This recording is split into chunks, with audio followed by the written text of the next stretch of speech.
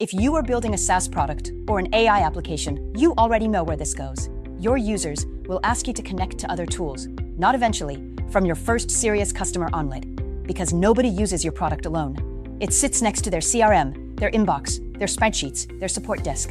And the moment your product starts mattering to them, they vaunt it talking to all of it. So you start building one integration at a time. Each one is auth, tokens, refresh, rate limits, and an API that changes without telling you. And the queue never gets shorter, because every integration you ship makes them ask for 3 more. This is where viaSocket comes in. You drop one piece of code into your product. That is the entire lift.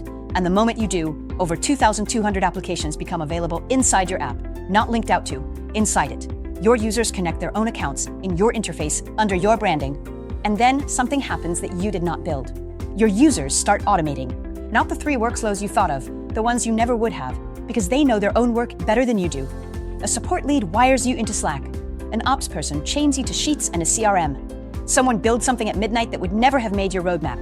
All of it inside your product, none of it leaving. You did not build a single connector. You did not maintain one. You just stopped being the reason your users have to go somewhere else. That is the impact of viaSocket Embed.